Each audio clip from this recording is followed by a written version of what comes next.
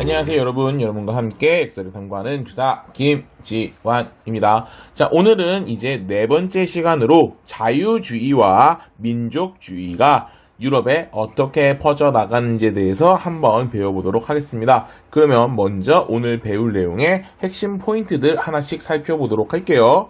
자, 첫 번째는요, 여러분들은 빈 체제를 배울 건데요. 이 빈 체제의 배경, 그리고 특징, 이 빈 체제가 어떻게 동요되었는가 각각과 나누어서 알아야 되는 게 첫 번째 포인트 되겠습니다. 자, 두 번째 포인트는요, 프랑스의 자유주의 운동으로서 7월 혁명과 2월 혁명을 배울 건데요. 이 둘을 정확하게 비교를 해주셔야 합니다. 7월 혁명과 2월 혁명을 명확하게 비교하는 것, 배경, 정치체제 및 결과, 영향, 이렇게 세 가지 파트로 나누어서 명확하게 구분해야 되는 거, 이게 두 번째 포인트고요. 세 번째 포인트는요, 바로 영국의 자유주의 운동으로서 종교적 차별을 없애고 공장법 없애고 그 다음에 제1차 선거법이 진행됐는데 그 결과 알아두는 거, 그리고 이 당시 때 문제점이 있어서 차티스트 운동이 일어났고요. 그리고 차티스트 운동에서 노동자들이 요구사항이 인민헌장에 담겼던 그 네 가지까지 확실히 알아주시면 됩니다. 그리고 공물법과 항해법이 없어졌다는 것까지 알아주시면 좋을 것 같습니다. 그래서 핵심 포인트 살펴봤고요. 이탈리아는 인물 중심으로 들어갑니다. 그래서 카보우르와 가리발디의 인물에 대한 업적 중심으로 살펴보도록 할게요. 그 다음에 독일의 통일은요, 일단 인물로는 비스마르크가 있고요. 그 다음에 통일의 그 과정이 굉장히 복잡하게 드러나거든요. 그래서 통일이 어떻게 해서 진행되었는지 그 과정을 하나하나 살펴볼 예정입니다. 그 다음에 러시아 같은 경우는요, 굉장히 전제 정치로서 굉장히 후진적인 내용이 있었는데, 이런 후진적인 내용을 없애려고 데카브리스트의 봉기도 나오기도 하고요. 알렉산드르의 농로 해방 정책 같은 그런 정책들, 그리고 브나로드 운동, 그래서 이런 것들이 있었다는 것까지 위주로 해서 알아두면 될 것 같습니다. 자, 그렇다면 이제 수업 들어가 보도록 할게요. 네, 그래서 자유주의와 민족주의의 물결이 퍼지다 한번 보도록 할 거고요. 자, 학습 목표 중요하다고 했죠. 바로 등장 배경, 빈체제 등장 배경, 특징 알아두면 되겠고요. 이 자유주의, 민족주의가 각 유럽으로 해서 우리가 아까 봤던 프랑스, 영국, 독일, 이탈리아, 러시아에 각각 어떤 식으로 영향을 미쳤는지를 살펴보면 될 것 같습니다. 자, 그럼 첫 번째, 빈 체제의 성립 보도록 할게요. 자, 이 빈 체제가 왜 일어났는가? 배경은요, 바로 나폴레옹 전쟁 이후입니다. 나폴레옹 전쟁 이후에, 이 전쟁 이후에 혼란을 수습하기 위해서 빈에 모여서 회의를 했고요. 당시 오스트리아 제상인 메테르니히의 주도로 시작되었습니다.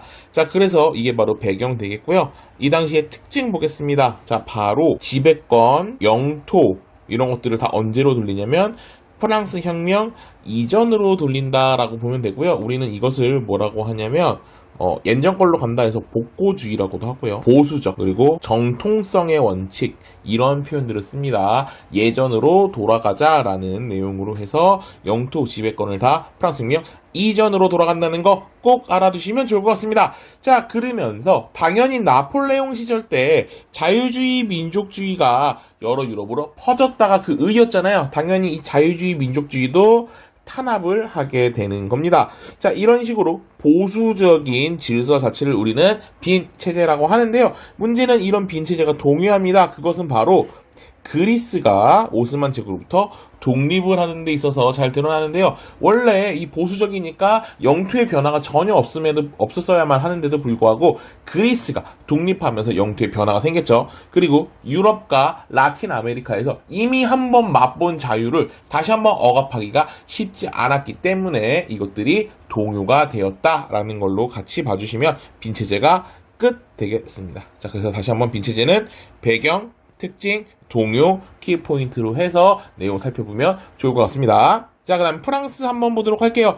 프랑스는 7월 혁명과 2월 혁명이 굉장히 중요한 내용이고요. 선생님이 여기 직접 이렇게 표로 작성까지 해두었습니다. 자, 7월 혁명 같은 경우는요, 왜 일어나냐면 빈 체제에 따라서 이전에 정통성이 있는 왕조가 돌아와야 합니다. 그 정통성이 있는 왕조 바로 부르봉 왕조라고 했고요. 여기서는 루이 18세 그의 동생인 나중에 샤를 10세가 오게 되는데요. 이 샤를 10세는요 바로 전제 정치를 시작합니다. 전제 정치. 바로 배경에 샤를 10세의 전제 정치로 쓰여. 그 내용으로는 첫 번째 의회 없애고요.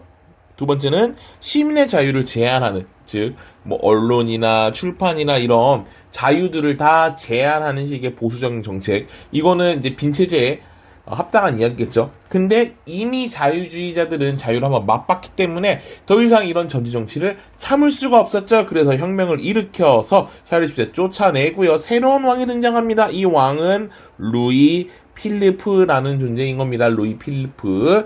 자, 이 루이 필리프는 당연히 이 앞에 있던 샤를 10세가 전제 정치하면서 쫓겨났잖아요. 그래서 루이 필리프 때는 바로 뭘 하냐면 입헌 군주제를 수립하게 되는 겁니다. 다시 한번 7월 혁명의 결과 프랑스는 무슨 제가 되냐면 입헌 군주제가 된다는 걸 꼭 알아두셔야 됩니다. 그래서 이것을 우리는 7월 혁명이고요. 이 7월 혁명의 영향으로는 교과서에는 없지만 그 PPT에 다뤘던 바로 벨기에가 독립하게 되었다라는 거 같이 알아두면 됩니다.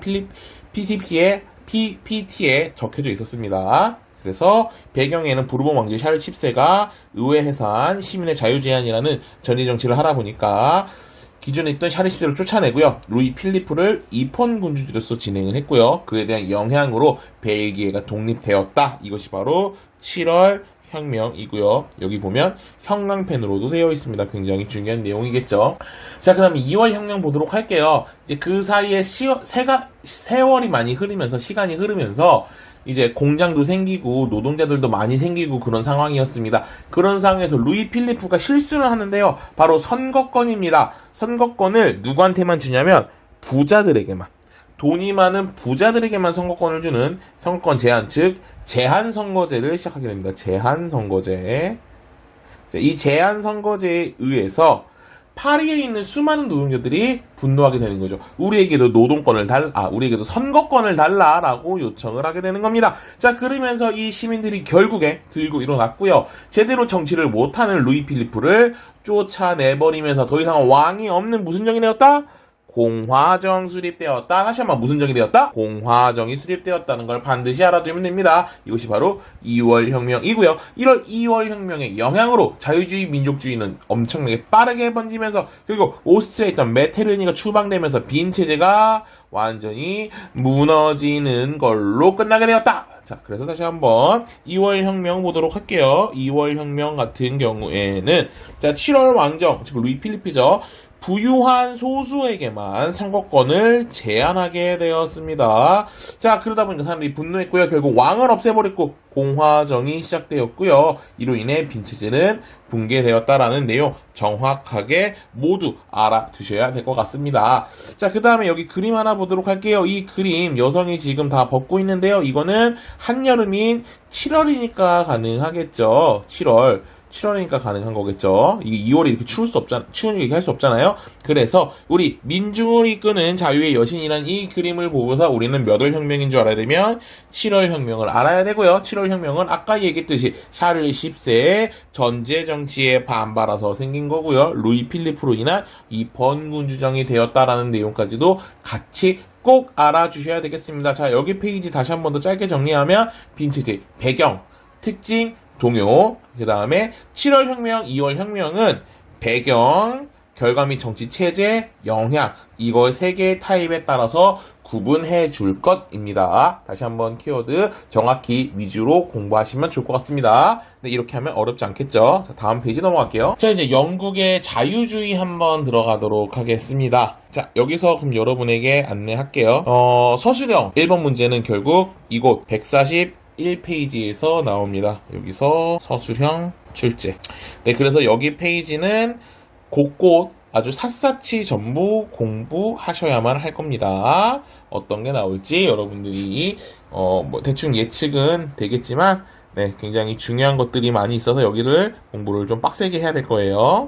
자, 영국의 자유주의 운동부터 보도록 하겠습니다. 자, 먼저, 자, 카톨릭 교도에 대한 차별이 폐지되었다. 이건 선생님이 얘기했죠. 바로 심사법이라는 거죠. 이런 심사법이 다 없어지는 겁니다. 이전에 영국은 국교회에 의해서 국교회를 믿는 사람만 공무원이 됐다고 했었잖아요. 그렇기 때문에 이러한 차별을 다 없애버리는, 네, 그것이 자유주의겠죠. 자유는 차별 없애고요. 제한, 규제 이런 거 다 없애는 것이라고 했었죠. 그래서 심사법을 폐지하면서 종교의 자유를 주었다. 두 번째는요. 이제 일반 어린이나 부녀자들 이들에게도 어느 정도 자유를 줘야하기 때문에 공장법도 제정하게 되는 겁니다. 자, 심사법 폐지, 그 다음에 공장법 제정. 자, 그 다음에 1차 선거법이 개정되었죠. 그 선거법 개정의 결과가 이렇게 두 가지가 나옵니다. 자, 두 가지. 첫 번째는요. 부패한 선거구가 없어졌다라는 겁니다. 이 부패한 선거구는요, 그 산업혁명이 되면서 시골에는 인구가 많이 줄고요, 도시에는 인구가 많아졌습니다. 그럼에도 불구하고 여전히 시골에는 국회의원을 많이 뽑고 도시에는 국회의원을 적게 뽑았는데 이것은 인구 비례에 따라서 정확히 뽑히는 게 아니었죠. 굉장히 불합리했죠. 그래서 이렇게 잘못되어 버린 부패 선거구를 없애는 것, 그것이 바로 첫 번째 내용이고요. 두 번째는요, 도시의 신흥상공업자를 비롯한 돈 많은 사람들에게 무엇을 줬다? 선거권을 주었다. 근데 여기서 문제는 바로 돈 많은 사람에게만 선거권을 주었다. 바로 앞에서 2월 혁명과 연결되는 제한선거제라는 얘기겠죠. 자, 그렇다면은 당연히 자, 누가 반발을 하냐? 노동자들이 크게 반발을 하겠죠. 그래서 그 노동자들이 우리에게도 정치적 권리를 달라라고 하면서 서명운동을 했고요. 우리는 그 서명운동의 명칭을 차티스트 운동이라고 부릅니다. 다시 한번 노동자들이 자신들에게도 정치적 권리를 달라고 하면서 요청한 이 운동의 이름은 차티스트 운동이라고 분명히 얘기했습니다. 그 다음에 이런 차티스트 운동에서 자신들의 요구사항을 적은 게 바로 뭐다? 인민헌장 되겠습니다. 그렇다면 이 인민헌장의 내용들을 하나씩 살펴보도록 할게요. 첫 번째, 21세 이상의 남성에게는 선거권을 인정해달라. 참고로 이때는 남성만입니다. 여성은 포함되지 않습니다. 자, 투표할 때는 어떻게? 비밀에 붙여서 하자. 비밀 투표. 세 번째로는 자, 의원 출마자의 재산 자격 철폐, 즉 가난한 사람도 의원할 수 있게 되라. 네 번째, 인구 비례에 따른 선거구 설치. 물론 부패 선거구가 어느 정도 줄긴 했지만 아직도 여전히 남아있는 곳들이 많았기 때문에 이들은 이런 네 가지 요청사항이 있었다. 정확히는 원래는 9개인데 여러분 교과서에는 네 가지 수준으로 나옵니다. 그래서 이 네 가지 내용을 정확하게 알아주시고요. 밑에 볼게요. 자, 이 차티스트 운동을 일으킨 이유들 이렇게 다 나오죠. 선거법 개정으로 뭐 선거권을 획득했지만 노동자 얻지 못했기 때문에 차티스트 운동을 일으켰다. 네, 여기 다 이렇게 밑줄 펴져 있고 다 돼 있죠. 참여권의 확대는 결국에 뭐 중산계급하고 도시, 노동자, 뭐 쭉쭉쭉쭉 확대되다가 이제 남성에게 전체 됐다가 마지막으로 여성에게까지도 점점 확대되어 가는 모습이 나오고 있고요. 네, 그래서 운동의 성과와 한계 같은 경우는 선거권이 점차 확대됐지만 결국은 그 대상이 누구에게만 남자만 했다는 이런 한계점들이 있었다라는 것까지 같이 내용 봐주시면 되겠습니다. 자, 그 다음 마지막에 이제 영국에서는 곡물법, 해외에서 값싸게 밀을 들여오는 건데 문제는 이렇게 한 경우는 해외 그거에 대한 차별이죠. 그러니까 국내 밀 생산자들을 보호하겠다는 건데 이것도 어떻게 보면 차별이기 때문에 이 곡물법을 다 없애버리는 거고요. 항해법도 앞에서 크로멜 때 했던 거죠. 자기네 나라에 들여오는 물건에 있는 그 해당 나라 거랑 식민지배 그리고 영국배 이들 것만 올 수 있다는 것도 되면 차별이니까 다 항해법도 없애버리는 식으로 해서 어떻게든 차별 없애고 제한 없애고 규제 없애는 방식으로 진행했다. 자, 여기 페이지 굉장히 중요하고요. 서술형으로 출제했다라고 안내했습니다. 여기 부분 열심히 공부하셔야 돼요. 자, 그러면 이탈리아 통일 파트로 한번 들어가도록 하겠습니다. 이탈리아에는 아까도 얘기했지만 인물 중심으로 한번 보도록 할게요. 당시 이탈리아는 여러 나라들로 굉장히 분열되고 쪼개져 있었고 오스트리아 간섭을 받고 있었는데 자, 앞에서 나왔던 또 나옵니다. 2월 혁명의 영향이 나오죠. 자, 2월 혁명의 영향을 받아서 마치니, 가리발디 이 사람들이 운동을 했지만 일단 처음에 실패했다가 자, 그래서 여기서 등장한 게 바로 누구냐면 샤르데나 왕국이 주도하는데요. 여기서의 재상 가보르입니다. 샤르데나 왕국의 재상 카보우르 이들은 이는 카보우르는 안에서는 산업 육성, 군대 개편, 밖에서는 외교 정책 이런 걸 실시하면서 나라의 힘을 점점점 키웠고요. 오스트리아랑 통일 전쟁도 하고 이렇게 하면서 중북부 이탈리아를 완전히 통합하게 됩니다. 샤르게나 왕국의 카보우르는 이탈리아 중북부를 통일했습니다. 자, 그럼 가리발디 볼게요. 가리발디는 의용대를 이끌었고요. 이 의용대 이르는 여기 붉은 셔츠대 이들을 이끌면서 남쪽을 다 차지하게 됩니다. 그래서 남쪽과 북쪽이 분열된 상태인데 여기서 가리발디가 자신이 가진 영토를 모두 양보하면서 이탈리아 통일이 이루어졌고요.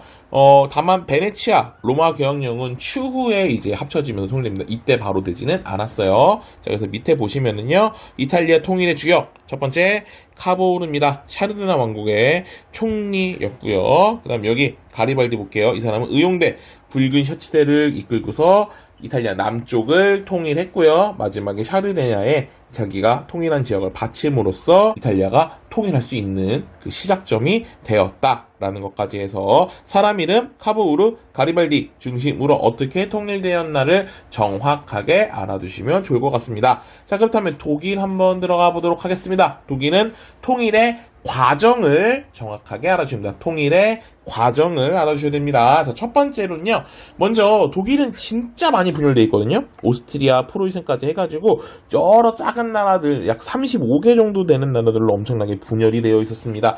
자, 그런 상황에서 자, 누구 주도냐면 프로이센의 주도로 첫 번째는 관세 동맹이 시작됩니다. 이 관세 동맹 같은 경우는요, 바로 경제적인 통일이라고 보면 될 것 같아요. 나라별로 이동할 때 세금을 물리지 않는 경제적 통일을 했고요. 거기다가 또 나오죠. 프랑스의 몇 월 혁명, 2월 혁명. 여기도 2월 혁명의 영향입니다. 그러니까 2월 혁명이 굉장히 중요하다는 거 알겠죠, 얘들아? 2월 혁명의 영향을 받아서 사람들이 의회에 모입니다. 프랑크푸르트 의회에 모여서 우리 한번 통일을 해볼까? 라고 논의를 하기 시작합니다. 근데 문제는 국회의원들이 이제 한쪽은 프로이센 중심파, 한쪽은 오스트리아 중심파인데 이게 해결이 안 되는 거죠. 서로 어느 한쪽으로 이제 양보나 이런 게 전혀 되지 않는 거죠.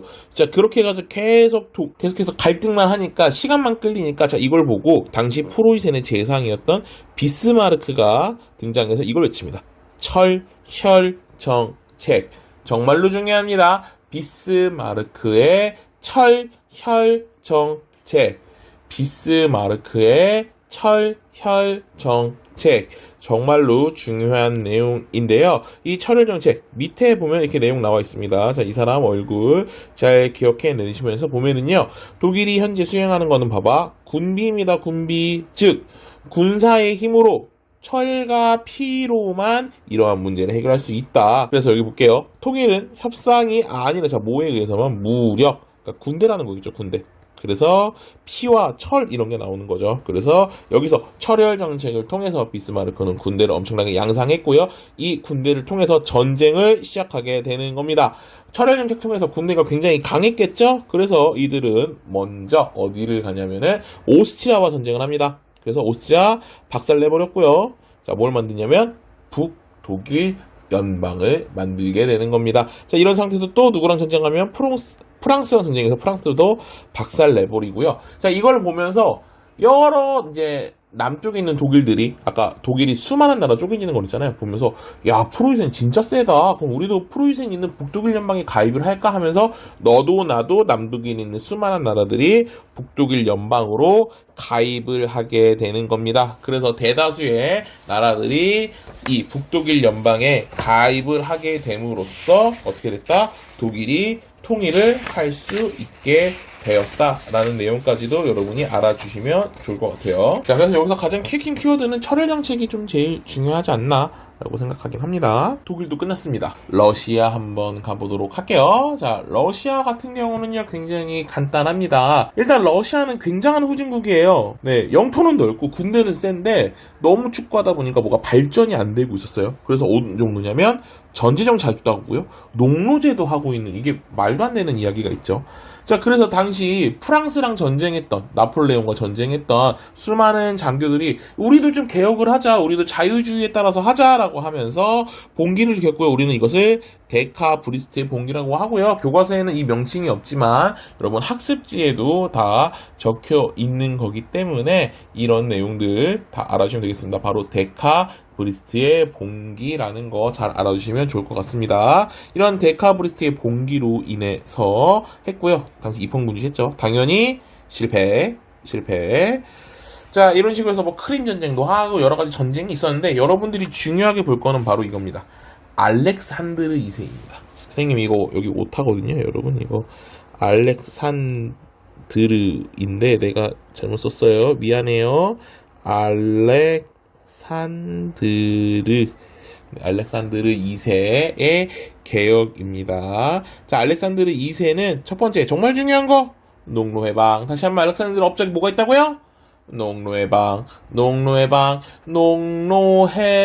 진짜 중요합니다. 농로해방 뿐만 아니라 뭐 지방의회도 구성하고 군사제도 개혁도 하고 뭐 이것저것 했습니다. 그런데 알렉산드르 2세가 암살당하면서 오히려 그 자유주의가 탄압되는 걸로 끝냈고요. 자, 중간에 하나만 볼게요. 중간에 지식인들이 한 게 있는데 운동 있습니다. 바로 농민 계몽하는 걸로 브나로드 운동도 있다는 것까지 여기 보면 별표돼 있죠. 네, 농내방도 있고 여기 있는 내용까지도 추가해서 여러분이 알아주시면 좋을 것 같습니다. 자, 이렇게 해서 교과서 정리 끝났고요. 마지막에 한번 핵심 정리까지 하면서 최종 마무리 해보도록 할게요. 네, 자, 빈체제의 배경 보도록 할게요. 자, 아까도 얘기했던 대로 이제 정리니까 한번 빠르게 보겠습니다. 나폴레옹 전쟁 이후에 전후를 수습하고자 이렇게 모였고요. 그 특징으로는 아까 얘기했듯이 당시 지배권, 영토를 혁명 이전으로 돌리는 겁니다. 프랑스 혁명 이전으로 돌린다. 그래서 여기에 성격이 보수적, 그리고 복고적, 정통성의 원칙 이런 것들이 나오면 다 빈체제의 특징이고요. 다만 동요가 되는데요. 이 동요는 여러 나라들 라틴 아메리카나 유럽에서 이제 저항도 했었고 이제 플러스 뭐가 있냐면 그리스가 독립한 거죠. 네, 그래서 빈체제한 내용은 이렇게 하고 끝입니다. 굉장히 간단한 내용들인 거죠. 이렇게 세 가지. 자, 그러면 프랑스 자유주의 운동인 7월 혁명과 2월 혁명 한번 빠르게 보도록 할게요. 일단 7월 혁명이 일어난 배경은요. 빈체제에 따라서 정통성의 원칙, 복고성의 원칙에 따라서 자, 부르봉 왕조가 돌아옵니다. 자, 부르봉 왕조의 샤를 10세 전제 정치하죠. 그래서 그 전제 정치의 내용으로가 첫 번째가 의회 해산, 두 번째가 이제 시민의 자유 제한이죠. 여기 내용은 언론, 출판 뭐 이런 거에 자유를 뺏는 겁니다. 자, 그래서 그 결과가 어떻게 되냐? 사람들이 참지 못하고 혁명을 일으키고요. 이제 샤를 10세를 쫓아내고 루이 필리프를 왕으로 앉히죠. 정치 체제는 입헌 군주제가 됩니다. 자, 이로 인한 영향으로는 벨기에가 독립하게 됩니다. 자, 2월 혁명 한번 보도록 할게요. 2월 혁명 같은 경우는요. 자, 7월 왕정, 그러니까 샤를 루이 필리프죠. 자, 루이 필리프가 부자들에게만 투표권을 준 거죠. 네, 그래서 부유한 소수의 이익만 보장하고 선거권을 제한했다라는 거. 이것 때문에 상당히 분노한 수많은 노동자들이 결국 왕을 끌어내리죠. 그래서 왕정이 없어집니다. 왕정 폐지. 왕이 없으니까 정치체는 바로 공화정 되겠죠. 자, 이로 인한 결과로는 뭐가 있냐면 빈체제가 붕괴돼요. 물론 이제 더 정확히는 여기 말고도 뭐가 더 있냐면은 독일에서는 2월 혁명으로 인해서 프랑크푸르트 거기서 이제 의회가 통일에 대해서 논의하기도 했고, 그리고 이탈리아에서도 이제 그 마치니, 가리발디가 통일 운동도 전개하기도 하고 이런 식으로 굉장히 많은 이제 영향을 주긴 했는데 우리 교과서는 그냥 빈체제 붕괴 정도만 하고서 딱 끝내도록 하겠습니다. 그래서 여러분들은 이제 공부할 때 7월 혁명, 2월 혁명 굉장히 중요하니까 비교하라고 했죠. 그래서 키워드는 배경과 이제 정치 체제 그리고 그 영향 위주로 해가지고 각각 나눠주시고요. 그 샤를 10세의 전제 정치이고 그 내용으로는 의회 해산과 시민의 자유 제한 있다. 그리고 정치 체제는 입헌 군주제로 했다는 거. 여기는 선거권 제한했다는 거. 여기서 공화정이 됐다는 거. 이런 내용들을 같이 꼭 구분해서 열심히 공부해 주셔야 될 것 같습니다. 중요합니다. 그 다음에 영국의 자유주의 운동. 자, 여기서 서술형이 나온다고 했죠. 여기 파트에서 서술형이 나오는 겁니다. 이제 뭐가 나온지까지는 알려주진 않지만 여기 파트에서 나오니까 여기 꼭 공부하셔야 돼요. 자, 첫 번째로는 이제 종교 차별을 폐지했죠. 그래서 뭐 심사령도 없애기도 했고 뭐 이제 공장법도 만들기도 했고요. 또한 1차 선거법을 개정하면서 첫 번째로는 이제 뭐가 없어지냐면 부패 선거구가 없어집니다. 부패 선거구 폐지. 자, 두 번째로는 그 신흥상과 같은 중산 계급으로 선거권 확대. 네, 그래서 이렇게 두 가지 내용을 꼭 알아두세요. 다시 한번 1차 선거법 개정의 결과 첫 번째, 부패 선거구가 없어졌다. 두 번째, 도시의 신흥사업체를 비롯한 중산 계급으로의 선거권이 확대되었다. 알아주시면 좋을 것 같습니다. 자, 그 다음에 이렇게 부자들에게만 주다 보니까 노동자들이 분노해서 우리에게도 투표권을 달라라고 요청한 건 바로 차티스트 운동이었고요. 이 차티스트 운동에서 사람들이 요구했던 요구사항 4가지를 인민헌장에다가 기록합니다. 그래서 인민헌장에 들어갈 내용이 첫 번째가 21세 이상의 남성에 대한 선거권을 인정해준다 라는 거 알아두시면 되겠습니다. 두 번째로는 비밀투표제, 세 번째로는 의원 출마자에 대한 재산 자격 철폐, 그 다음에 네 번째로는 인구 비례에 따른 선거구 설치. 이렇게 4가지 내용 알아두시면 될 것 같고요. 그 교과서 141쪽에서 보면은 그 생각을 키워요 해가지고 이제 번호 1, 2, 3 해가지고도 막 내용 써있는 거 있잖아요. 거기 있는 내용들도 꼭 같이 공부해 주셔야 됩니다. 네. 자, 그 다음에 이제 공물법, 항해법도 폐지되었다는 내용까지도 해서 여기 부분 잘 공부해 주시면 좋을 것 같아요. 자, 그럼 이제 이탈리아 넘어가도록 할게요. 이탈리아는 계속 강조한 대로 인물 위주로 보겠습니다. 자, 카보르 같은 경우는요, 바로 샤르데나 왕국의 재상이라고 했죠. 그래서 여기가 이탈리아 중북부 통일이 됐죠. 이탈리아, 그리고 카보르의 정책들 같은 것도 교과서에 좀 더 적혀 있었습니다. 자, 가리발디 같은 경우는 이제 남쪽에서 오는데요. 바로 의용대, 이제 이름으로는 붉은 셔츠들 있죠. 이 의용대를 데리고 이탈리아 남쪽을 통했습니다. 그 다음에 이 지역을 샤르데나 왕국에 헌납합니다. 그래서 이제 가리발디 그리고 카보르 각각에 대한 이름들, 내용들을 정확하게 구분해 주세요. 자, 그 다음에 독일 한번 보겠습니다. 자, 독일 같은 경우는 통일의 과정이 굉장히 중요합니다. 그러면 그 과정을 한번 순서대로 보도록 할게요. 첫 번째는요, 자, 프로이센 주도입니다. 자, 프로이센이 주도해서 관세 동맹 시작합니다. 이 관세 동맹으로 인해서 경제적으로 통일을 하게 됩니다. 자, 그러다가 이제 2월 혁명의 영향으로 여기서도 프랑크푸르트 의회에서 이제 회의를 합니다. 하지만 국회에서 논의한 것들이 잘 되지 않았죠. 그래서 자, 이것들을 비판하면서 등장한 게 바로 프로이센의 재상이었던 비스마르크가 등장하게 됩니다. 프로이센의 재상이고요. 이 사람이 주장한 게 바로 철, 혈, 정책. 당연히 전쟁을 잘하니까 오스트리아 전쟁에서 승리하죠. 전쟁에 승리한 이후에 북독일 연방 만듭니다. 그리고 나서 프랑스와도 전쟁에서 승리합니다. 자, 그러니까 남독일에 있는 수많은 국가들이 북독일 연방에 가입하는 형식으로 해서 이제 들어가게 됩니다. 그래서 최종적으로 독일 제국이 수립됩니다. 자, 여러분들은 여기에서 이제 관세동맹, 프로이센 주도로 했다는 관세동맹 알아주시면 되고요. 프랑크푸르트 의회에서도 논의했지만 뭐 잘 안 됐다라는 거 알아두시면 되고, 비스마르크 되게 중요한 사람이 됐죠. 이 사람이 했던 정책 이름이 바로 철, 혈, 정책.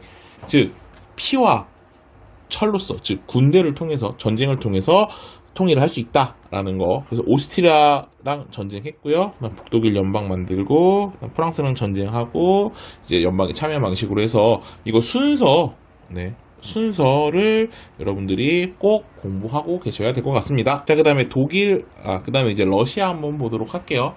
러시아는 이제 다른 내용은 좀 그냥 그렇고요. 일단은 첫 번째가 이제 데카브리스테난, 그러니까 여기가 워낙에 후진적인 지역이라고 했잖아요. 그래서 그런 후진적인 그런 문제들을 해결하기 위해서 나왔던 게 이제 첫 번째 데카브리스트의 분기, 이펌 군주제를 지지했다고 했죠. 당연히 실패했고요. 두 번째는요, 바로 알렉산드르 2세 정책입니다. 되게 여러 개가 있거든요. 근데 여러분들이 꼭 기억해야 되는 건 바로 뭐가 있냐면 농노 해방. 이게 가장 중요한 키포인트다. 농노 해방. 자, 그 다음에 지식인들이 진행한 게 뭐가 있냐면 브나로드 운동. 자, 민중 속으로라는 뜻으로서 이제 민중들을 좀 계몽시키려고 했던 건데 이것도 실패했다라고 해서 이렇게 러시아까지도 한번 쫙 살펴봤습니다. 자, 여기가 굉장히 중요한 단어들이 많아요. 보면은 이제 자유주의와 민족주의가 유럽에 어떻게 퍼졌냐라고 해서 이제 빈체제, 배경, 특징, 동요 보시고요. 이 빈체제에 의해서 프랑스가 어떻게 자유주의 퍼졌는지 7월 혁명과 2월 혁명 기준으로 배경, 정치제, 영향 위주로 해서 살펴보면 되고요. 영국 같은 경우도 이제 자유로서 차별 이런 것도 없애야되는 거잖아요. 규제 없애고 하는 걸로 해서 뭐 심사령 없애고 공작법 만들고 1차 선거법 개정했고 뭐 차티스트 운동, 인민헌장 내용, 공물법, 항해법 폐지 같은 내용들 다 같이 알아주시면 되고요. 이탈리아 통일은 이제 인물 중심으로 카보르와 가리발디라는 인물 중심, 독일의 통일은 순서 중심으로 정확히 알아두시고요. 러시아 같은 경우는 이제 데카블스의 봉기와 알렉산드르 2세의 개혁으로서 꼭 나오는 농로 해방을 반드시 알아두실 것, 분화로드 운동의 명칭도 알아두실 걸 해서 끝나게 되었습니다. 내용이 워낙 많다 보니까 조금 분량이 길어졌는데요. 여기 부분은 서술형도 있고 하니까 여러분들이 꼭 열심히 공부해서 좋은 성적 거두기를 바라겠습니다. 자, 그럼 오늘 수업은 여기서 그만할게요. 여러분, 안녕.